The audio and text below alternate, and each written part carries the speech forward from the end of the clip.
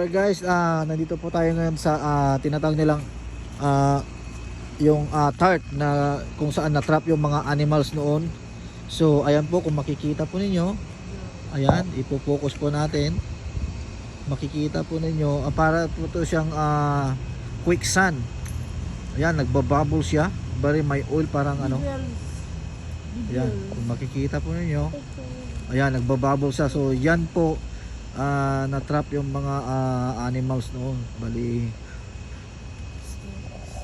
ayan, mabaho po siya. Amoy oil or gas po yung ano dito. Kasi parang ano yata oil yata ito oh. Nagbabubbles po siya.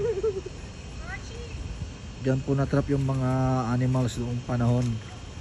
So ito po yung itsura niya. Kaya may ano, ang ginawa po nila, ginawan po nila ng fence para sa safety ng mga tao. Ayan.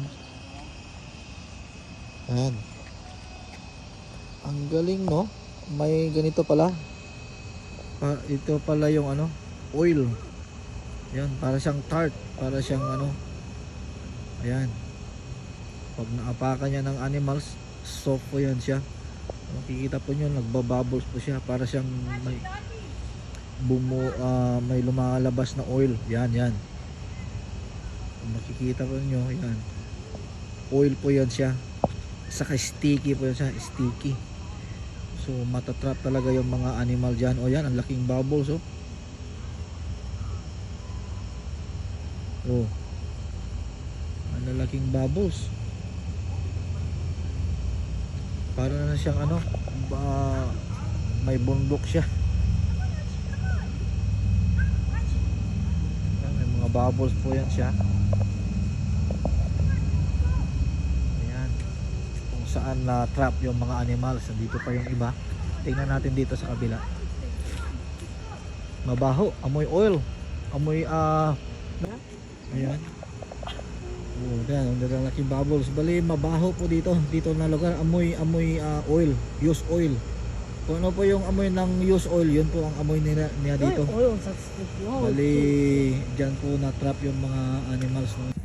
Alright guys, ito pa yung isang ano, kaya may mga pins yan siya. Marami po siya, may mga, kaya linalagyan na nila mga pins. Kasi may mga tart po yan siya. May lumalabas po na oil. So ayan, tingnan natin. Ayan, may oil po yan siya. May nagbabubbles po yan siya. Ayan, kaya may mga fence siya. Ayun din po yung isa. Pet 13. Oh, kaya pala may mga number siya. Oh, yung iba dito. Kaya may fence siya, linalagyan na yung fence kasi for safety sa mga taong bumibisita dito. Ayan, baka may mga aksidenteng pumunta dyan, baka maano pa sila. Ayan, kung makikita po ninyo, may tubig pa siya, malambot ng tubig ito. Tingnan natin,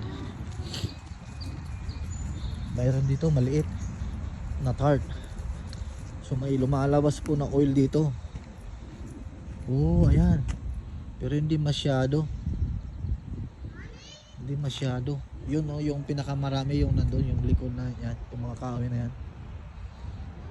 At saka yun, may isa pa dyan eh. Ayun, kung makikita po ninyo, may fence siya. Yan, mayroon din po yan siya. Ito po guys yung tinatawag nilang Project 23. Ito po yung mga crate na nahukay nila doon sa mga butas doon, sa mga tart. Ayan, may mga number po yan siya. So i-examine pa muna nila yan sa laboratory. Ayan, malalaki siguro, malalaking mga fossils pa yan ang ano nila. Oh, mga fossils nga. Ayan, makikita po nyo sa loob nya. May mga number po yan siya. So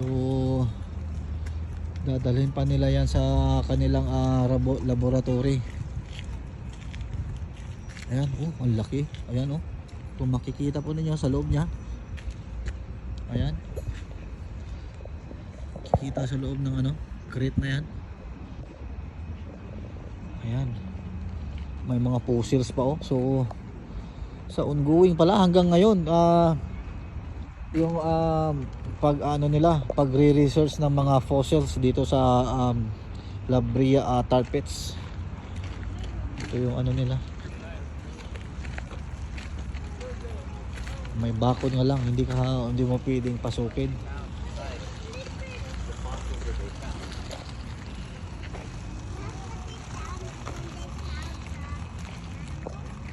Alright, ayan. Yung ibang ano nila, yung iba nakalagay sa container, mga lata-lata na ganyan eh. Ayan oh.